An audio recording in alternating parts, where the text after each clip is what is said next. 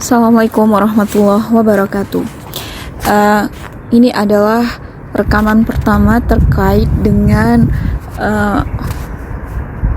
apa yang saya rasakan ketika membaca Al-Quran.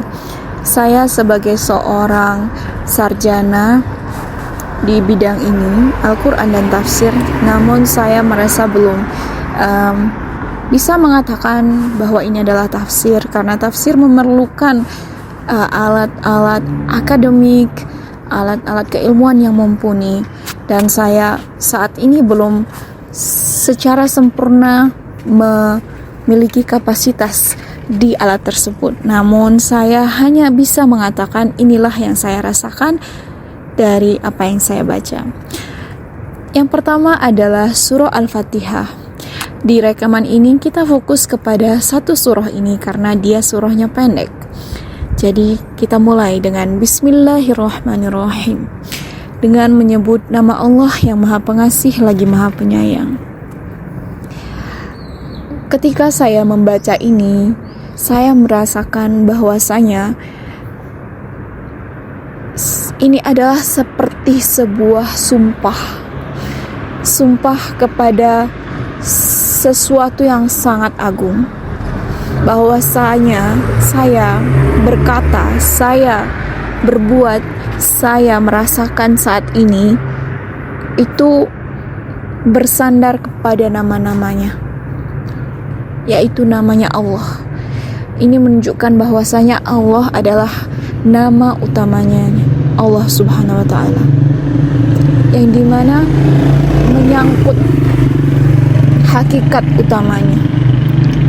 Walaupun saya tidak mengetahui secara mendalam terkait hakikat ini, namun saya merasa ketika kita menyebutkan Allah, itu dikatakan dalam Al-Quran surah yang lain seperti di surah Al-Anfal, bahwasanya hati kita merasakan getaran keimanan, dan ketika disebutkan lagi itu bisa menambah keimanan kita.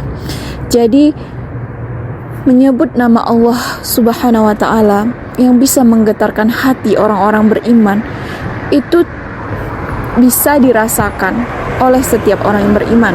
Bagaimana dengan orang yang tidak beriman? Setidaknya saat kita mencoba menyebutkan Allah, lidah kita mengalami pergerakan yang cukup berat. Ini menunjukkan bahwasanya nama Allah itu sebenarnya berat dan sangat agung.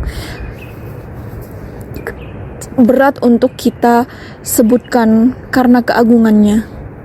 Namun dibalik berat, rasa kita ini berada tidak sanggup atau tidak layak sebenarnya menyebutkan namanya, mengucapkan namanya. Namun kita butuhkan. Dia memberikan kita ketenangan, dia mengetuk hati-hati kita untuk kembali hidup. Itulah yang saya rasakan ketika saya menyebutkan nama Allah. Lidah saya merasakan berat untuk menyebutkan itu. Bukan karena berarti ini menunjukkan Allah itu tidak sesuai dengan fitrah kita, tetapi ini menunjukkan bahwasanya hal yang berkaitan dengan badan dan fisik kita itu sulit memahami, sulit merasakan Allah. Namun kenapa hati kita yang bergetar? Karena hanya hati yang bisa merasakan Allah, dan Allah sendiri di banyak hadis qudsi menyatakan ini, bahwasanya hati adalah rumah Allah. Terkait Ar-Rahman, kita bisa pahami bahwasanya dengan Bismillahirrahmanirrahim diawali dari sebuah surah yang ada di Al-Quran. Ini menunjukkan bahwasanya kasih Allah itu adalah hal yang paling utama dari segala sifat-sifatnya. Karena Allah memang maha adil, namun di balik keadilannya, kasihnya jauh lebih besar. Mengapa seperti itu? Jika kita melihat ayat-ayat lain di Al-Quran, disebutkan bahwasanya jika Allah hendak melakukan sesuai dengan yang seharusnya terhadap manusia tanpa menunggu, memberi mereka tangguhan waktu, tentu semua akan hancur.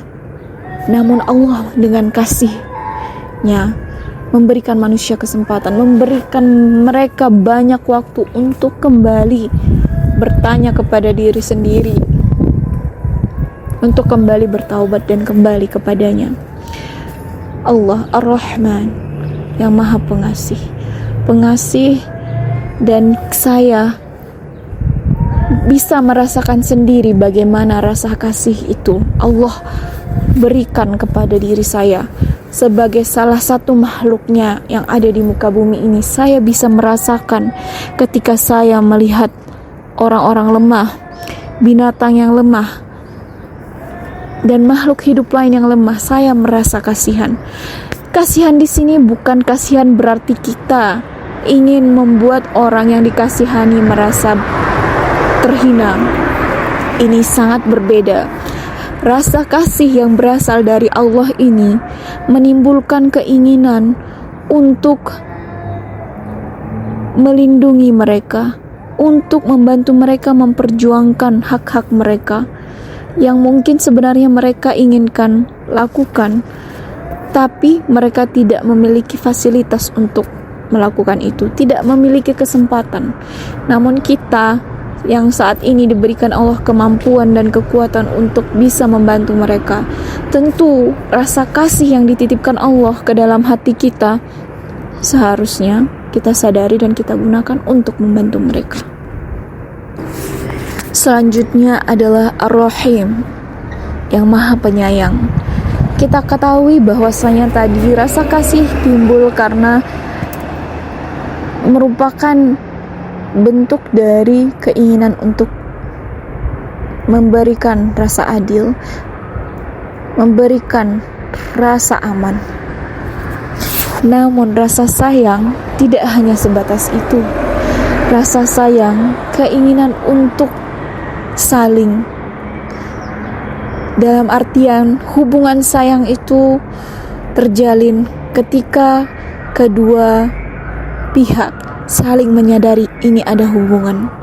Misalnya ketika kalian mencintai seseorang dan orang itu juga mencintai kalian, disitulah rasa sayang akan tumbuh, tidak hanya sepihak. Jadi mengapa para mufasir menyatakan bahwasanya rasa sayang Ar-Rahman Allah ini hanya khusus kepada mereka yang beriman, karena hanya orang beriman yang menyadari hubungan dan ikatan kepada Allah Subhanahu wa Ta'ala. Bagaimanakah bentuk rasa sayang itu dalam keseharian? Ketika kalian menyadari bahwa kalian terikat, maka rasa sayang akan muncul, dan dalam bentuk nyata adalah rasa kalian untuk saling membalas rasa itu. Misalnya ketika Allah mengatakan di Al-Quran, "Mayan surullaha", maka itu menunjukkan bahwasanya Allah bahkan yang sebenarnya tidak membutuhkan pertolongan, tapi memposisikan seolah-olah orang beriman bisa menolong Allah. Maksud di situ adalah kesadaran orang beriman untuk mengabdi, untuk mencintai Allah, untuk menaati Allah, untuk memberikan jiwa dan raganya untuk agama Allah, yang sebenarnya juga manfaatnya untuk mereka. Jadi ketika kesadaran itu ada, disitulah Ar-Rahman ini terwujud. Misalnya Allah memberikan ketenangan ke dalam hati orang-orang yang beriman, yang mengingatnya. Itu adalah salah satu tanda nyata bentuk rasa sayang Allah kepada mereka. Teman-teman, untuk bagian yang Maha Penyayang itu adalah Ar-Rahim ya. Saya salah menyebutkan, jadi mohon saat mendengarkan materi ini diingatkan kembali kepada diri sendiri bahwasanya dimaksud Maha Penyayang Allah itu adalah Ar-Rahim, bukan Ar-Rahman, dan saya salah menyebutkannya di rekaman kemarin.